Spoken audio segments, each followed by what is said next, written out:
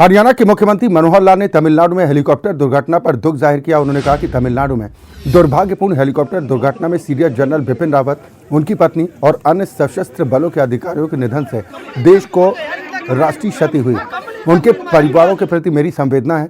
पूरा देश इस दुखद घड़ी में दिवंगत लोगों के परिजनों के साथ।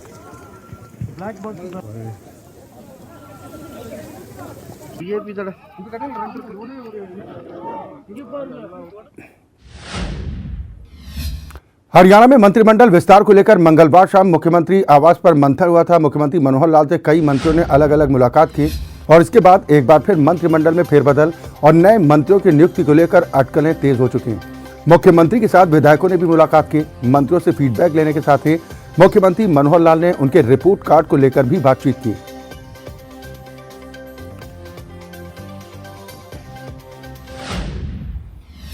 कृषि कानून रद्द होने के बाद से ही किसान एमएसपी पर गारंटी कानून और किसान आंदोलन के दौरान मृतक किसानों के परिवारों को मुआवजा देने की मांग सरकार से कर रहे हैं। ऐसे में अब विपक्ष भी किसानों की इस मांग को लेकर सरकार को घेरने में जुटा है।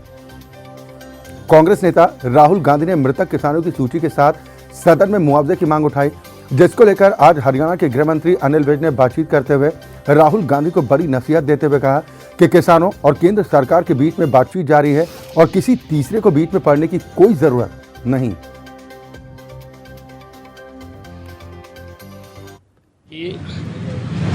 और सरकार की सीधी आपस में बातचीत हो रही है, किसी तीसरे को बीच में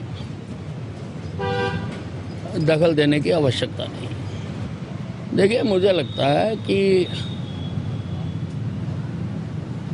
किसानों का आंदोलन खत्म होने की दिशा में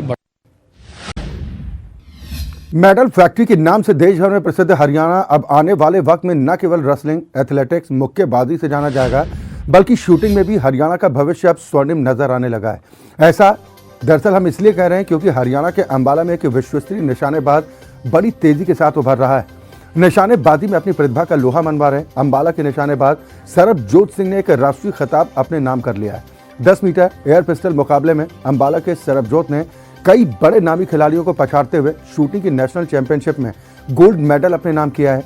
आपको बता दें, इससे पहले सरबजोत जूनियर वर्ल्ड कप में भी गोल्ड मेडल हासिल कर चुके हैं। सरबजोत ने बताया कि उनका अगला निशाना अब पेरिस ओलंपिक में गोल्ड मेडल जीतने पर होगा।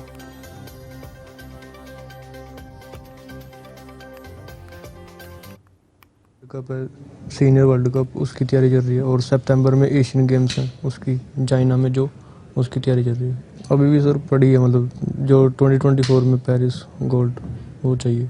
अभी सर हमारी जो रिसेंटली अचीवमेंट है, जो नेशनल चैंपियन का एक टाइटल होता है, वो हमने अचीव किया है अभी इस साल में। और 2 प्लेयर हैं हमारे यहाँ से, आदित्य मालरा के 2 गोल्ड हैं सर, फ्री पिस्टल इवेंट में और 10 मीटर एयर पिस्टल में भी। जो अभी आप देख रहे हैं ये एकेडमी है जो ये 10 मीटर एयर पिस्टल की है, पर उसने 50 मीटर पिस्टल में भी बहुत अच्छा परफॉर्म किया है। और सरबजोत सिंह, जो आपने पहले भी नाम काफ़ी 3-4 साल से आप सुनते भी आ रहे होंगे, तो ये इंटरनेशनल प्लेयर है हमारा बच्चा एकेडमी से। ये हमारी जो इंटरनेशनल अचीवमेंट्स हैं अभी तक की 6 गोल्ड, 1 सिल्वर, 1 ब्रॉन्ज अभी तक हमारी इंटरनेशनल अचीवमेंट्स हैं। 2019 में वर्ल्ड चैंपियन का जो टाइटल होता है, जूनियर वर्ल्ड चैंपियन का टाइटल भी इनके पास है ऑलरेडी। लंबे वक्त से अपनी मांगों को लेकर आंदोलनरत आंगनबाड़ी वर्कर्स और हेल्पर यूनियन की कार्यकर्ताओं ने रेवाड़ी में न केवल जोरदार प्रदर्शन किया, बल्कि अनिश्चितकालीन धरना प्रदर्शन की शुरुआत कर दी। जिला सचिवालय स्थित राजीव चौक के पास शुरू किए गए इस अनिश्चितकालीन धरने में भारी संख्या में आंगनबाड़ी कार्यकर्ताओं ने अपनी उपस्थिति दर्ज कराई और सरकार के खिलाफ जमकर नारेबाजी की।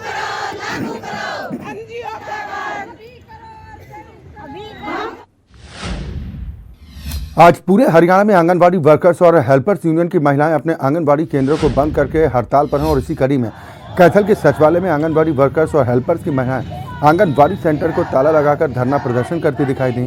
इन कार्यकर्ताओं का कहना है कि हर बार सरकार आश्वासन देकर उनकी हड़ताल को खत्म करवा देती है, लेकिन बाद में वादा खिलाफी करती है और इस बार जब तक लिखित में नोटिफिकेशन जारी नहीं किया जाता तब तक वो हड़ताल पर ही रहेंगे और आंगनबाड़ी केंद्रों में यूं ही ताला लटकेगा।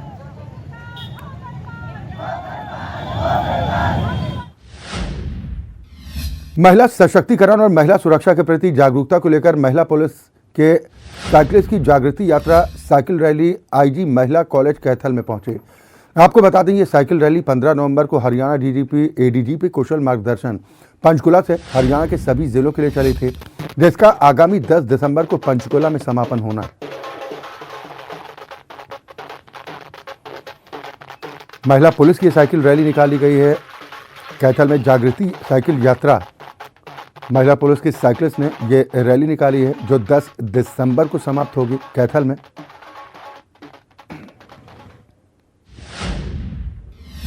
दिल्ली एनसीआर में लगातार बढ़ रहे प्रदूषण के चलते हरियाणा सरकार ने एनसीआर के 4 जिलों में एक बार फिर स्कूल बंद करने का फैसला किया है, लेकिन स्कूल संचालक इस बात से संतुष्ट नजर नहीं आ रहे। इसी कड़ी में आज फरीदाबाद में स्कूल संचालकों ने मिलकर सेक्टर 12 स्थित डीसी कार्यालय की ओर रुख किया और प्रशासन और सरकार के फैसले पर नाराजगी व्यक्त करते हुए जमकर नारेबाजी की।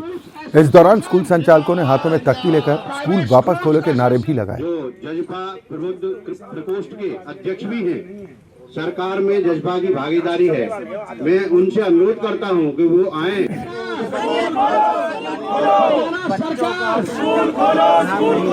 हमारी बेरोजगारी के लिए सभी जिम्मेदार हैं।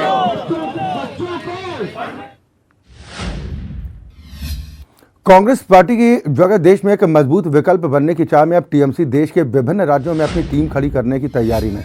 इसी कड़ी में तृणमूल कांग्रेस ने हरियाणा में टीएमसी का पहला कार्यालय खोला। आपको बता दें, कांग्रेस के पूर्व प्रदेश अध्यक्ष और पूर्व सांसद अशोक तंवर के टीएमसी में शामिल होने के बाद आज हरियाणा के गुरुग्राम में पूर्व सांसद अशोक तंवर ने टीएमसी का प्रदेश का पहला कार्यालय शुरू किया।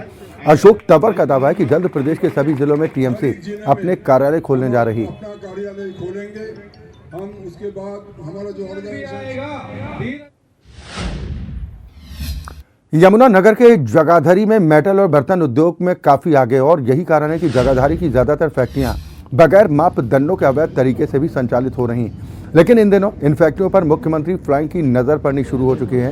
हालांकि यमुनानगर जिले में अब तक प्रशासन ने एक भी फैक्ट्री के खिलाफ कोई कार्रवाई नहीं की, लेकिन अंबाला से आई सीएम फ्लाइंग ने जब जगाधरी को शांति कॉलोनी में अरमान मेटल फैक्ट्री पर छापा मारा, मालिक से पूछताछ की गई तो उसके पास एक भी कागजात दिखाने को नहीं मिले, जबकि फैक्ट्री को चलते हुए 2 साल का वक्त हो गया। मालिक का कहना है कि अभी उसने कुछ वक्त पहले ही ये फैक्ट्री खरीदी थी।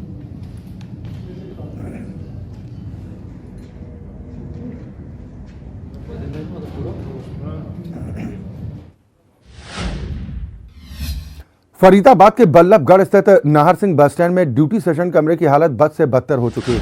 लगातार डर के साए में कर्मचारी काम करने को मजबूर हैं। सेशन कमरे की टूटी दीवार और झड़े हुए लेंटर के नीचे कर्मचारी काम करने को मजबूर हैं।